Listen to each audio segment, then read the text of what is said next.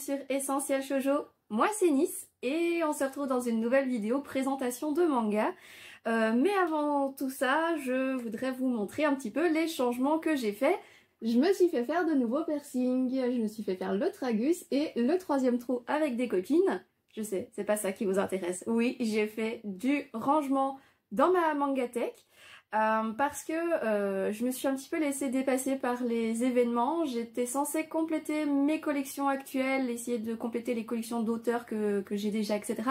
Mais je me suis laissée complètement déborder. Vraiment, c'est parti sur des piercings, c'est parti sur des collections que je n'avais pas nécessairement besoin tout de suite, mais je les ai trouvées d'occasion, donc il me les fallait tout de suite. Et donc voilà, j'ai dû vider entièrement ma mangatech pour réorganiser, pour remettre un petit peu d'ordre dans tout ça et essayer que ce soit pas trop moche.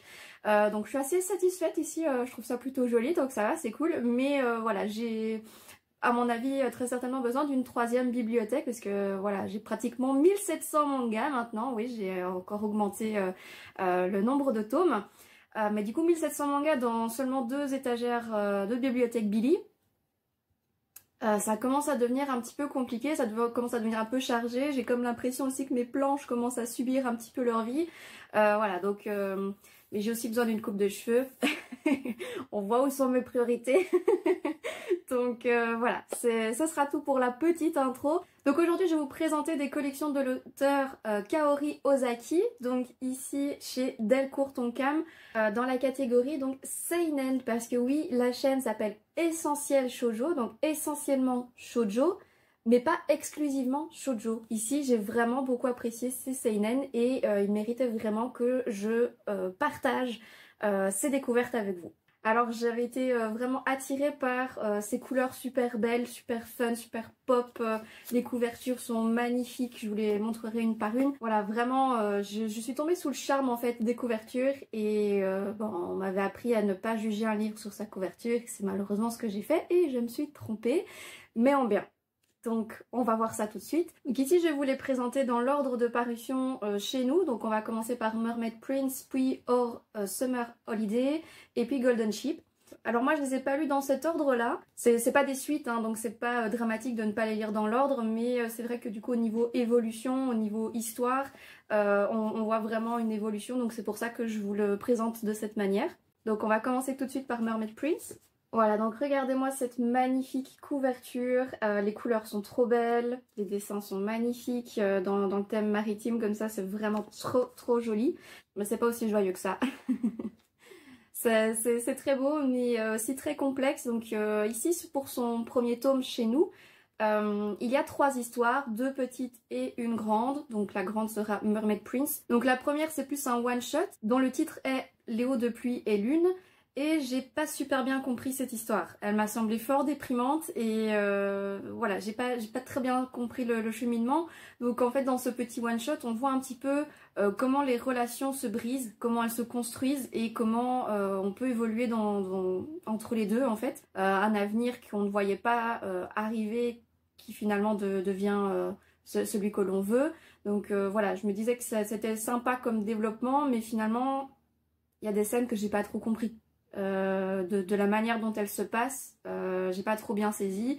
Il y a des scènes dramatiques dans ce petit one shot, mais je trouve que la façon dont ils ont été mis en scène en fait, bah, rien n'est expliqué vraiment au niveau des sentiments des protagonistes. Donc je suis restée un petit peu sur ma faim sur le one shot, je ne l'ai pas saisi. Dans le deuxième one-shot qui s'appelle Un jour de neige, on se met à l'abri dans une bibliothèque qui devient un peu un monde fantastique. Je peux pas vous en dire plus que ça reste très énigmatique. Donc c'est un petit one-shot fantaisiste, c'est mignon, au moins c'est pas déprimant comme le premier, mais voilà, c'est sympa mais sans plus. J'ai pas trop bien compris ce qu'il venait faire là-dedans en fait. Et enfin on passe au plus important, donc Mermaid Prince.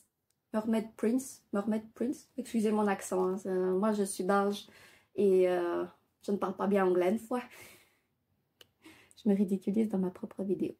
Et donc la dernière histoire qui fait au moins la moitié du tome, eh bien c'est Mermaid Prince qui présente une histoire beaucoup plus approfondie que les 2 autres, notamment au niveau de l'intrigue, et les personnages restent encore un petit peu sur ma faim au niveau de de leur personnalité, mais en tout cas l'histoire est beaucoup plus profonde, donc beaucoup plus attrayante également, avec ses mystères, etc., qu'on n'a pas forcément toujours élucidés. Alors c'est l'histoire de Mugi qui est un jeune Tokyoïte qui est venu s'installer à Okinawa, donc une petite île du Japon, mais il a beaucoup de mal à se faire à sa nouvelle vie, à son nouvel environnement. Mais grâce à Matori, une camarade de classe qui elle aussi vit de grands changements, il ne sera pas seul.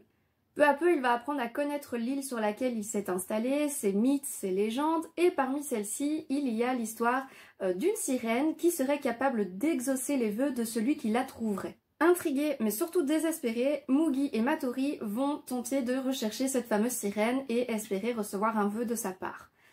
Voilà pour l'intrigue. Comment dire, j'ai bien aimé l'histoire, j'ai bien aimé la moralité, j'ai bien aimé la fin, la conclusion, tout est vraiment très très sympa. Donc là pour le coup ça rattrape vraiment les deux one-shots du début. Maintenant au niveau des personnages, ils ne sont pas particulièrement développés. Forcément c'est une petite histoire donc il fait seulement la moitié du tome.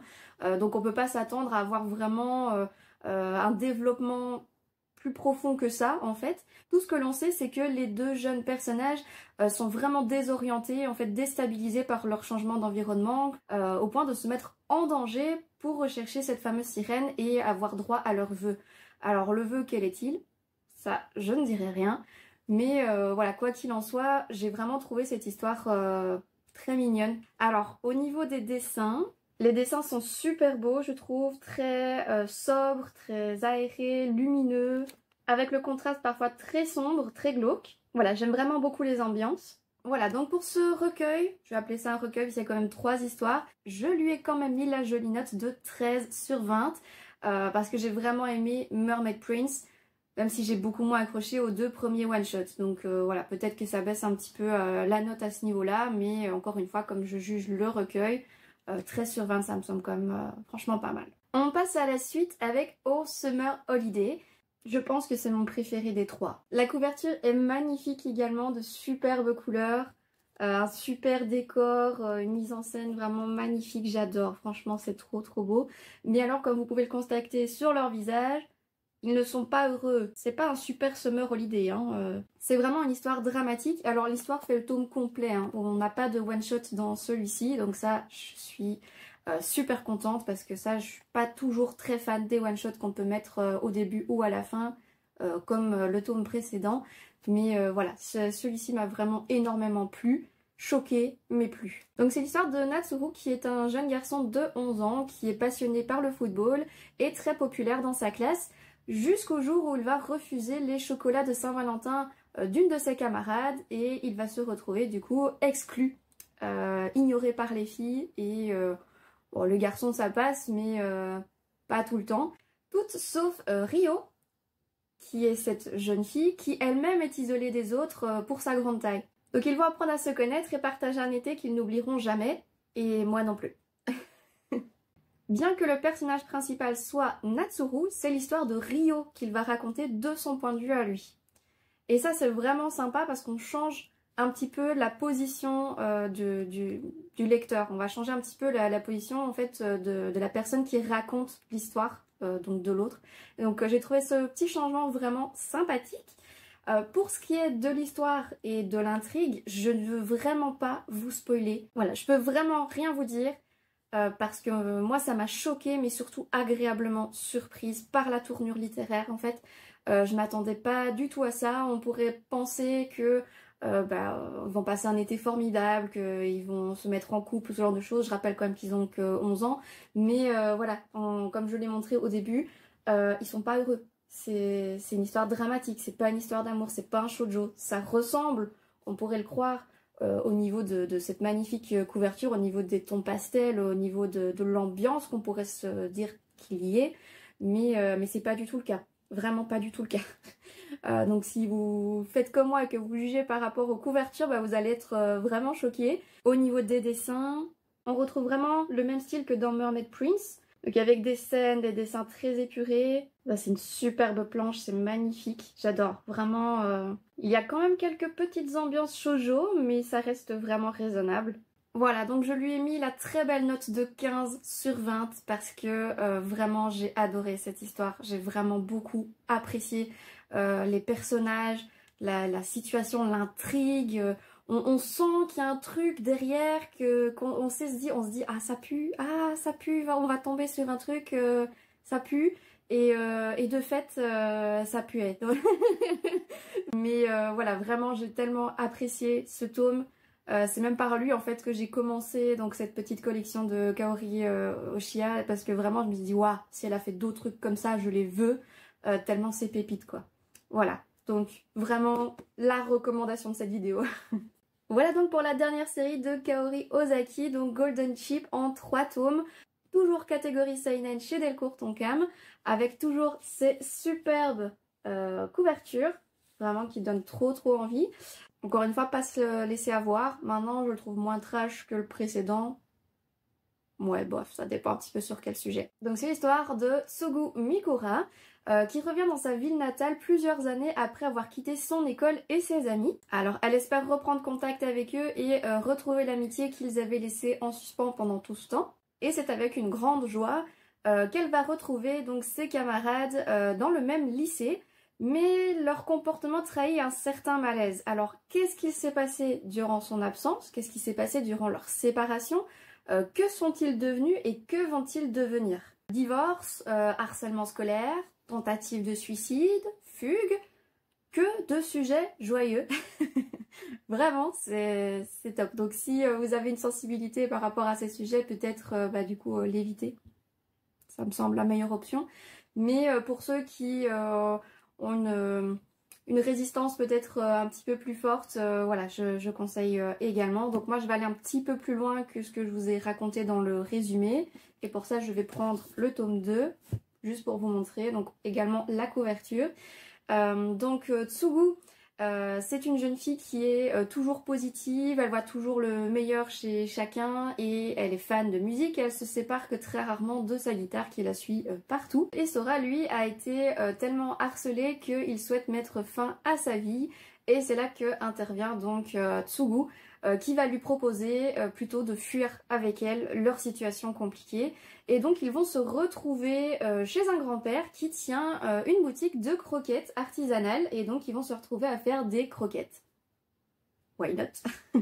Voilà, donc ils vont rencontrer ce vieux monsieur qui les hébergera, qui les nourrira et en échange ils travailleront avec lui dans sa boutique.